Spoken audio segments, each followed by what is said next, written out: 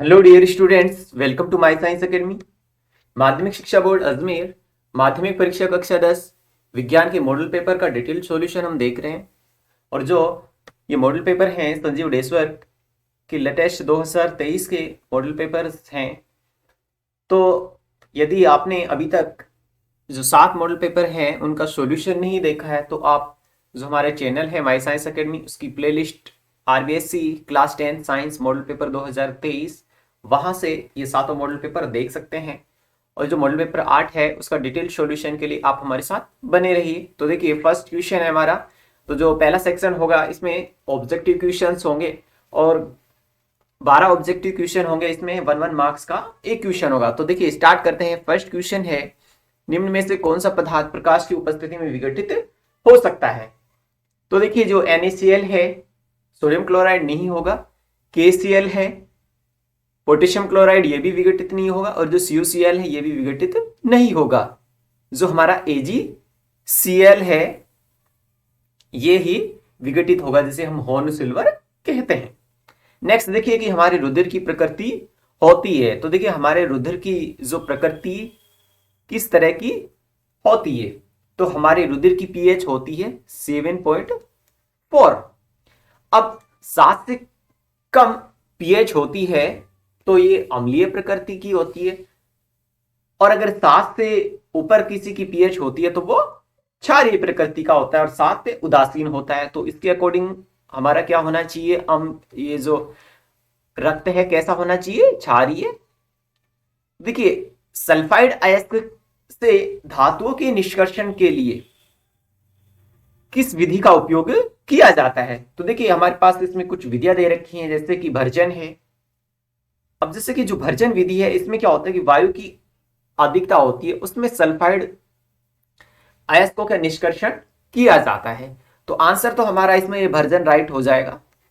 Sulphide अयस्कों का धातु निष्कर्षण के लिए जो उपयोग विधि की जाती है भर्जन है।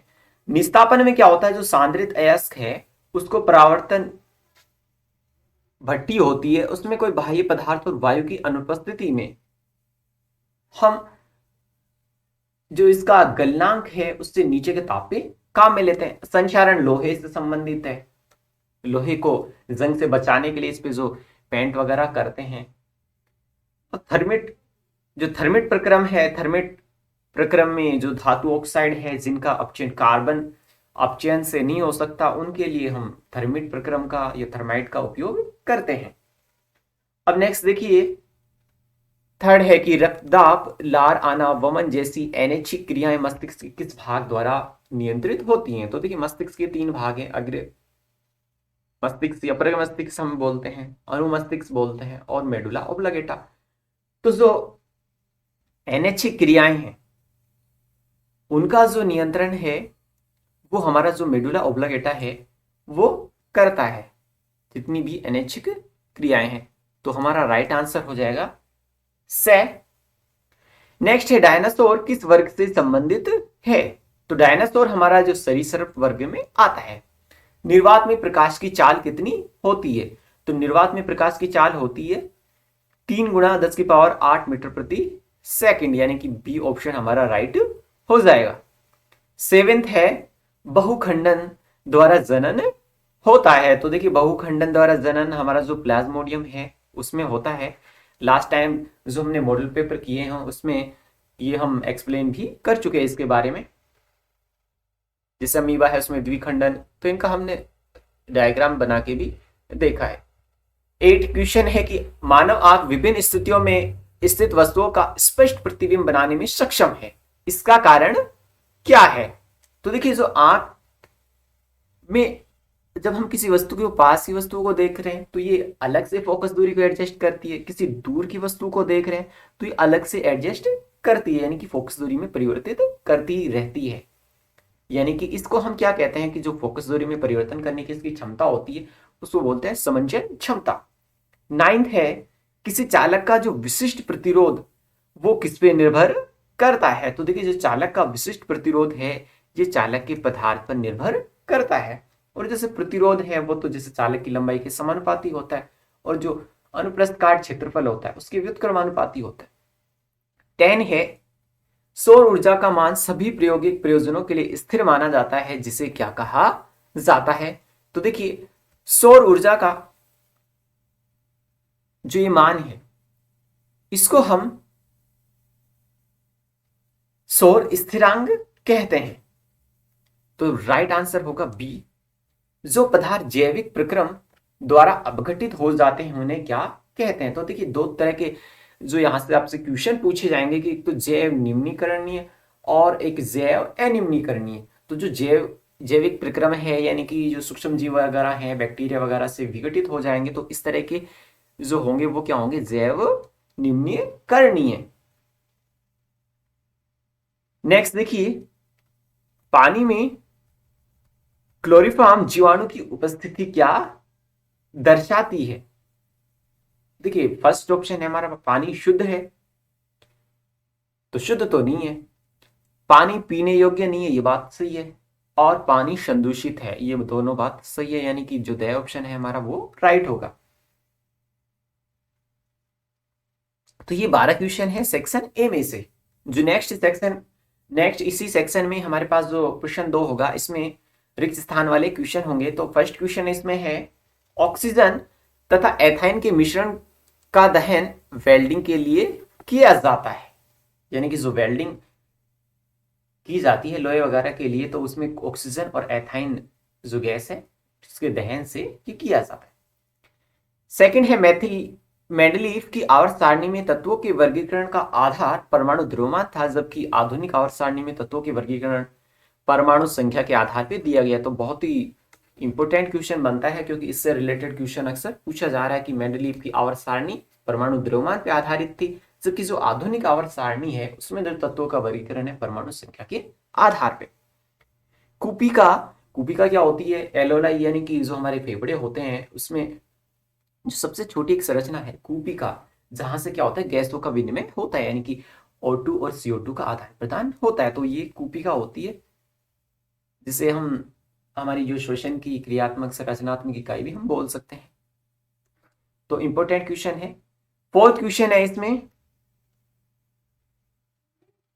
तंत्रिका उत्तक सूचनाओं को विद्युत आवेगों के द्वारा शरीर के एक भाग से दूसरे भाग तक भेजता है। यानी कि जो तंत्रिका होती है, तो इसमें आवेग संचरित होते हैं, जिससे सूचनाएं एक भाग से दूसरे भाग तक संचरित होती हैं।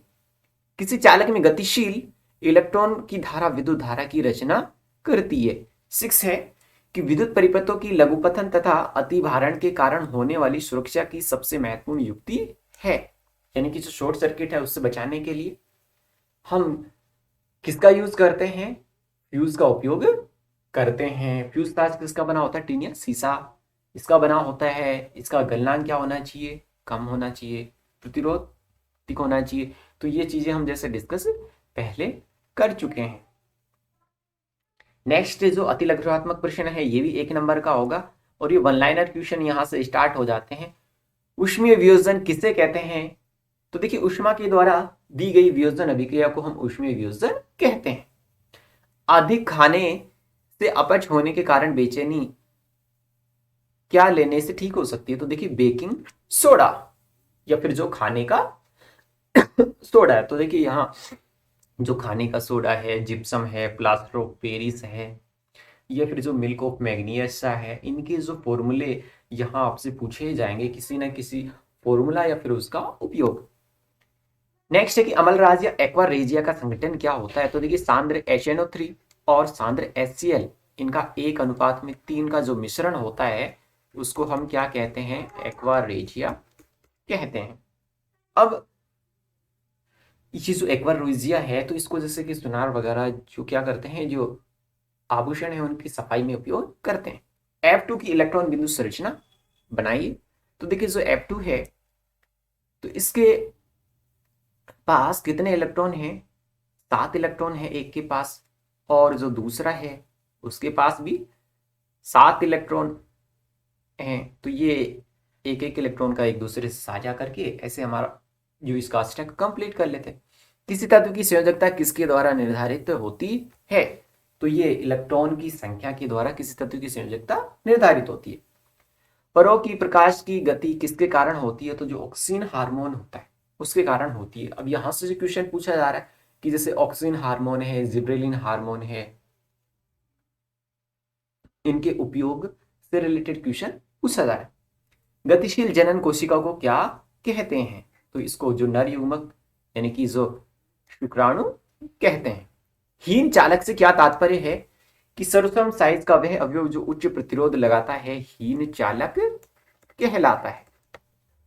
चुंबकीय फ्लक्स का मात्रक क्या है? तो वेबर होता है ये। तो जैसे विद्युत शक्ति, यहां से विद्युत धारा, इसका एक मात्रक से रिलेटेड आपसे क्वेश्चन कंफर्म पूछा जाए। दो भिन्न चुंबकीय ध्रुवों के मध्य आकर्षण बल F है। यदि इन चुंबकीय ध्रुवों के बीच की दूरी दुगनी हो जाए तो इनके मध्य आकर्षण बल का परिमाण क्या होगा? तो देखिए इनके बीच में दूरी है उसको दुगना कर रहे हैं, तो यानी कि ये जो इसकी दूरी है उसके वर्ग के व्युत्क्रमानुपाती होता है। तो अगर दूरी को डबल कर देंगे तो ये कितना हो जाएगा? 4। तो यानी कि जो हमारा नया बल होगा वो क्या हो जाएगा? 1/4 हो जाएगा।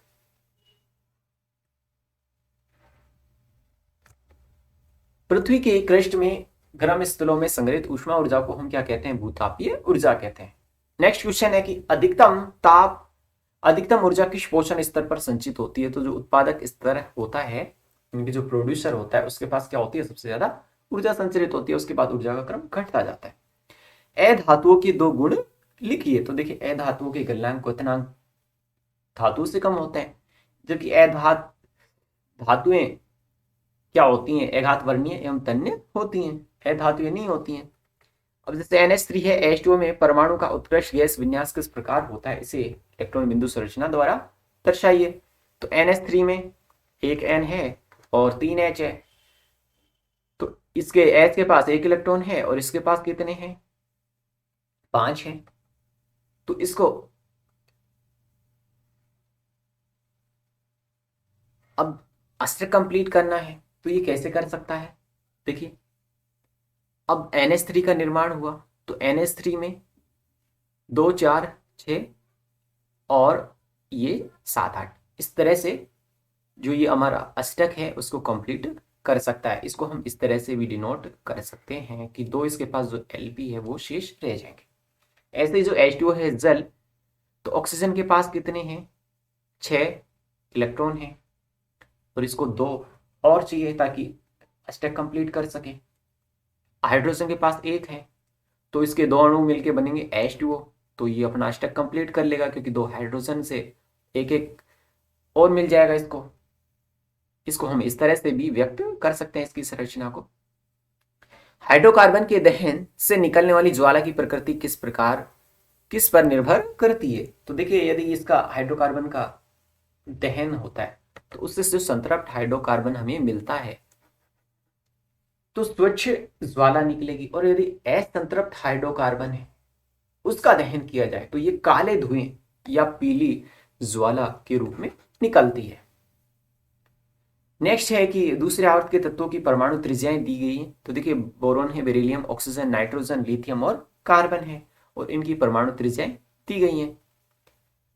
अब पहला इसमें क्वेश्चन पूछा है कि किस तत्व का परमाणु सबसे बड़ा है और किसका सबसे छोटा है? तो देखिए जो इसमें लिथियम का परमाणु त्रिज्या सबसे बड़ी है और ऑक्सीजन है उसकी परमाणु त्रिज्या सबसे छोटी है। तो जिसकी त्रिज्या बड़ी होगी वो परमाणु बड़ा होगा और जिसकी त्रिज्या छोटी होगी वो परमाणु छोटा होगा। तो लिथियम का परमाणु सबसे बड़ा होगा तो ऑक्सीजन का परमाणु सबसे छोटा होगा। और परमाणु त्रिज्या के मान तो यहाँ दे ही रखे हैं, तो हम ये दूसरा क्वेश्चन तो आसानी से, अच्छा ये नहीं है लेकिन इसमें ये पूछा है कि आवर्त में बाएं से दाएं जाने पर परमाणु त्रिज्या किस प्रकार बदलती है? तो देखिए आवर्त में बाएं से दाएं पे जाते हैं तो प्रभावी नाभिक की आवेश ये बदलता है, तो ये जो प्रभावी आवेश तो बदलता है जिसके कारण परमाणु त्रिज्या भी कम होती है। विभिन्न जंतुओं में क्षुद्रांत की लंबाई किस पर निर्भर करती है? उदाहरण देकर समझाइए। यानी कि जो आंत है तो वो भोजन के अनुसार अलग अलग होती है, यानी कि जो शाकाहारी होते हैं वो जैसे घास वगैरह खाते हैं तो जो सेलुलोज होता है उसमें, अब जो सेलुलोज है इसका पाचन कठिन होता है तो इनकी जो आंत होती है वो क्या होती है? लंबी होती है। जबकि जो मांस है उसका पाचन क्या होता है, सरल होता है। तो जो मांसाहारी है उनकी जो आंत होती है वो छोटी होती है।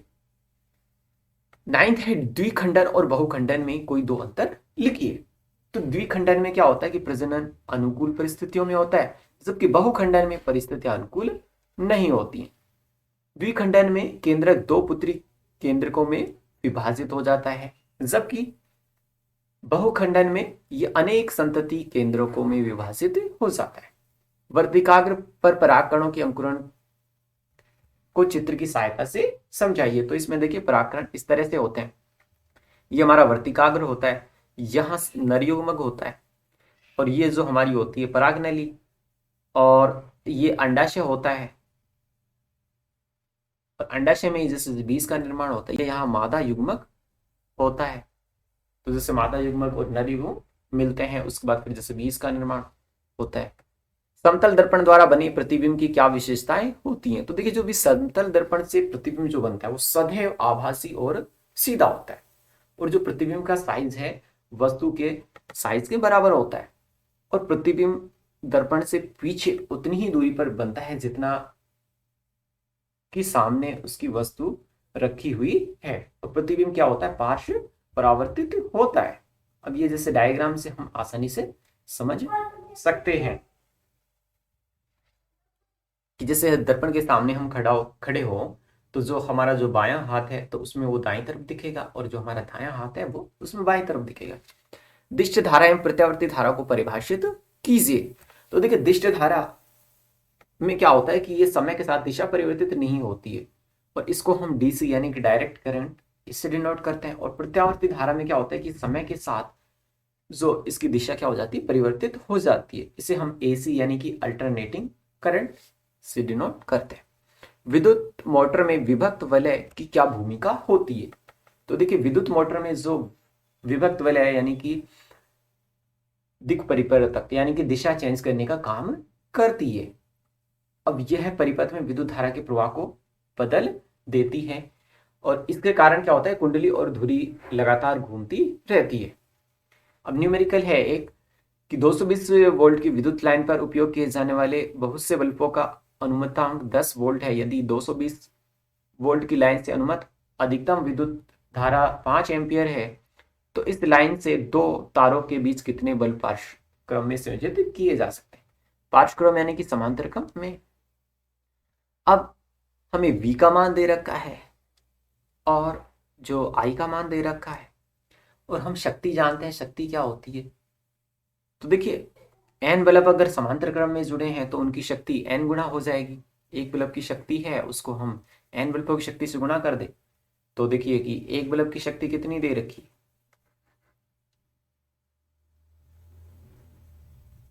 अच्छा ये ओवरऑल दे रखी है, कितनी है कि 10 वोल्ट है। अब इसमें n बल्ब अगर जुड़े होंगे तो 10 इंटू एन डब्ल्यू होगी। अब हम जानते हैं कि जो विद्युत शक्ति क्या होती है, P इक्वल टू वी आई यानी कि विभवांतर इंटू धारा। तो इनके मान हम पुट कर देते हैं, P का मान 10, एन डब्ल्यू हो जाएगा यहाँ से, और V का मान ये रहा, I का मान ये रहा, ये पुट करके n का मान निकाल लेते हैं। तो ये 110 आ जाएगा, यानी कि 110 बल्बों को पार्श्व क्रम में जोड़ा जा सकता है। अब एक और न्यूमेरिकल है, तो देखिए यहाँ जो श्रेणी क्रम या समांतर क्रम से संयोजित एक न्यूमेरिकल कन्फर्म पूछा जाएगा।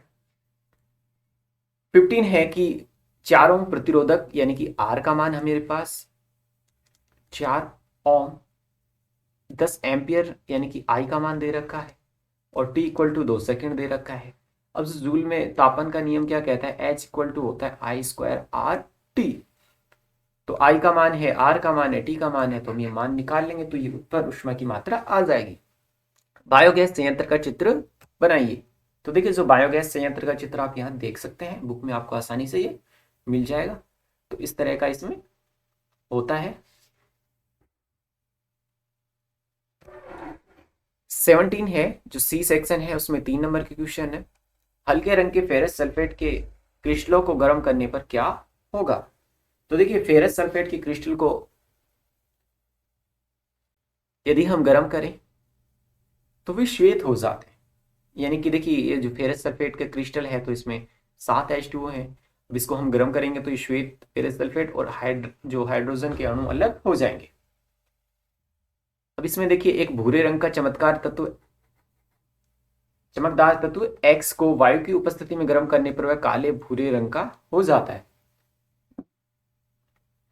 इस तत्व X एवं काले रंग के यौगिक का नाम बताइए। तो देखिए तत्व X क्या है, कॉपर है, और काले रंग का यौगिक कॉपर सेकंड यानी कि कॉपर ऑक्साइड है, यानी कि ये हमारा तत्व है जो काले रंग का है। और जब इसे हम गर्म कर रहे हैं तो ये किस में चेंज हो रहा है, काले भूरे,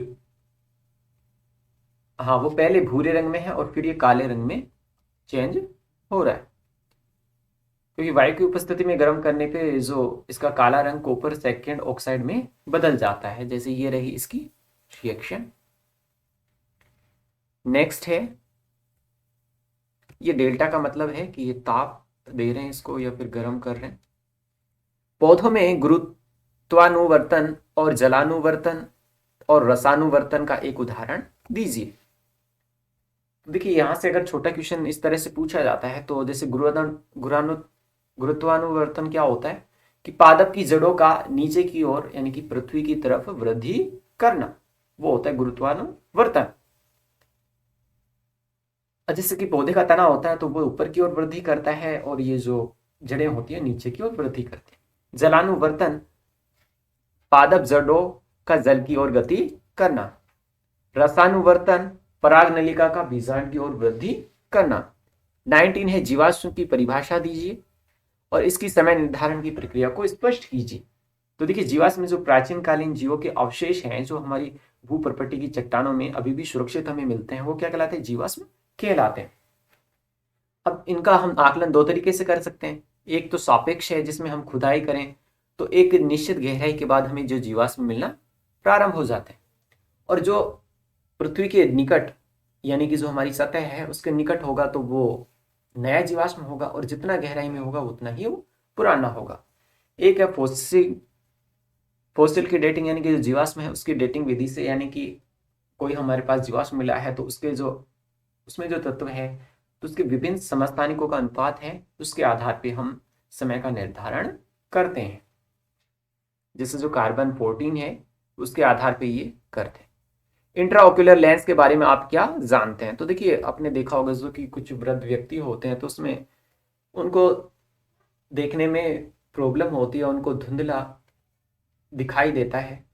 तो जब वो ऑपरेशन वगैरह करवा के आते हैं तो उन्होंने, जैसे आपने सुना होगा कि वो मोतियाबिंद का ऑपरेशन करवाया है, तो उसमें क्या होता है कि मरीज की आंख में कृत्रिम लेंस लगा दिया जाता है। प्रिज्म कोण क्या होता है कि कांच का एक त्रिभुजाकार आधार का होता है ये, और इसमें 3 आयताकार पार्श्व पृष्ठ से घिरा क्षेत्रफल होता है ये, यानी कि ये जब आप देखेंगे इसको एक्चुअल में तो ये इस तरह से होता है।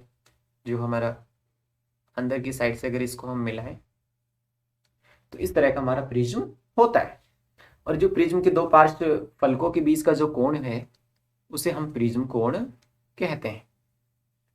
विचलन कोण क्या होता है कि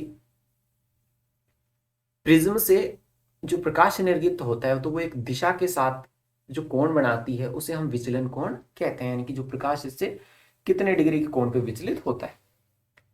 जो लास्ट इसमें सेक्शन डी है, और जो सेक्शन डी है इसमें 4 नंबर के क्वेश्चन होंगे। तो देखिए पहला क्वेश्चन है इसमें कि आपके पास 2 विलयन ए व बी है। विलयन ए के पीएच का मान 6 है एवं बी के पीएच का मान 8 है। किस विलयन में हाइड्रोजन आयनों की सांद्रता अधिक है? इनमें से कौन सा अम्लीय है एवं कौन सा क्षारीय है? तो देखिए हमारे पास जो 2 विलयन है तो जो विलयन ए है वो अम्लीय होगा। विलयन ए अम्लीय क्यों होगा? क्योंकि इसकी पीएच का मान 6 है। तो देखिए 7 से कम जब पीएच होती है तो विलयन कैसा होता है? अम्लीय। और विलयन बी क्षारीय होगा क्योंकि इसकी पीएच 8 है, क्योंकि 7 से अधिक में क्या होता है? क्षारीय होता है। किस विलयन हाइड्रोजन की सांद्रता अधिक है? अब यदि विलयन ए है तो इसमें हाइड्रोजन आयन की सांद्रता अधिक है। अब हाइड्रोजन आयन की सांद्रता के कारण क्या होगी? इसके पीएच के मान में कमी होगी।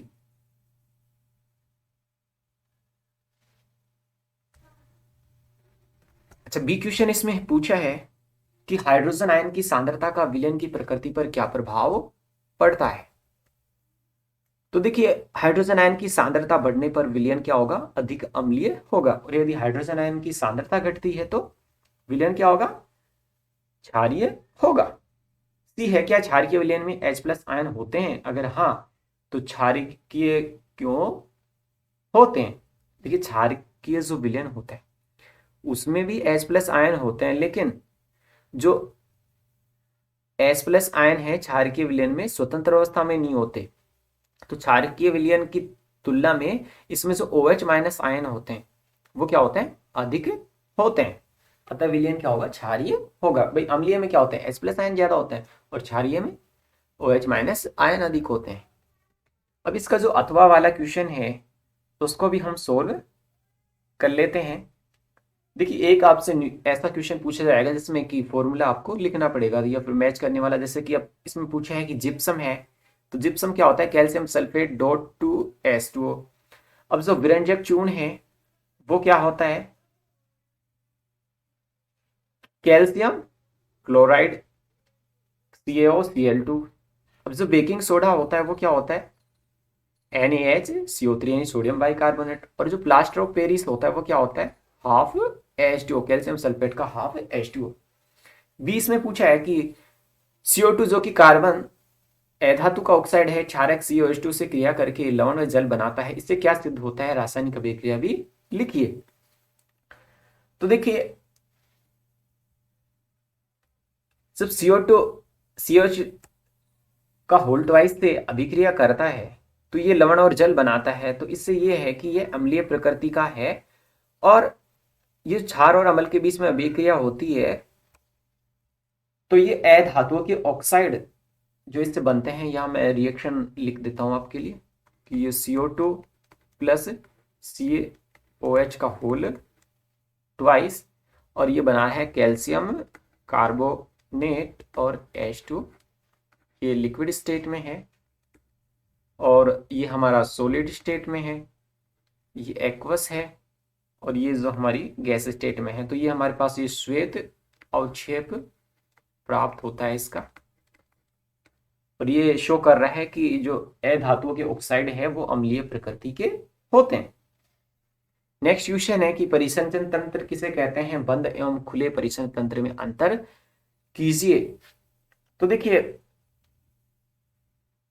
मनुष्य में जो O2 और जो CO2 है एवं पोषक पदार्थ हैं, उत्सर्जी पदार्थ हैं, या भी शरीर में जितने भी पदार्थ स्त्रावित हो रहे हैं उनको एक भाग से दूसरे भाग तक पहुंचाने के लिए जो ब्लड है वो इनका परिवहन करता है।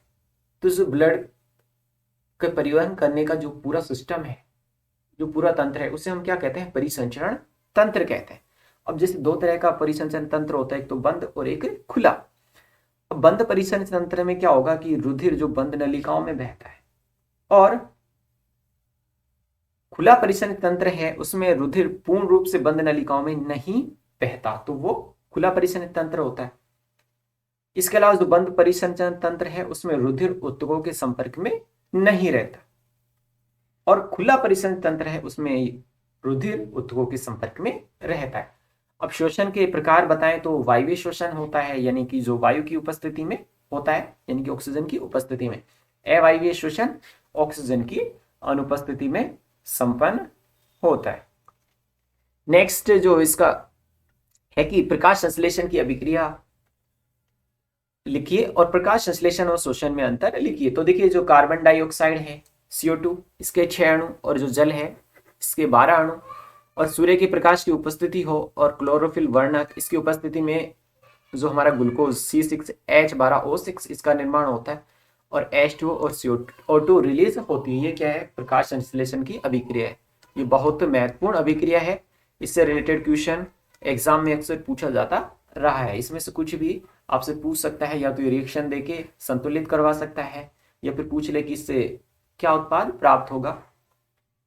अब प्रकाश संश्लेषण और शोषण में अंतर हमें करना है। तो देखिए, शोषण है, शोषण में क्या होता है कि शर्करा का विघटन होता है, जबकि प्रकाश संश्लेषण में शर्करा का निर्माण होता है। इसी तरह से अगर शोषण दिन हो या रात हो, यानी कि प्रकाश हो या अंधकार, दोनों में हो सकता है, लेकिन जो प्रकाश संश्लेषण है ये सूर्य की उपस्थिति में यानी कि दिन में ही होता है।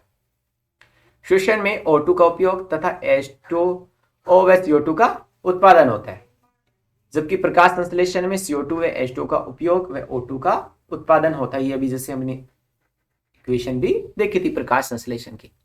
श्वसन की क्रियाविधि दो चरणों में श्वसन संपन्न होती है, एक अंतर श्वसन होता है, एक बाह्य श्वसन होता है।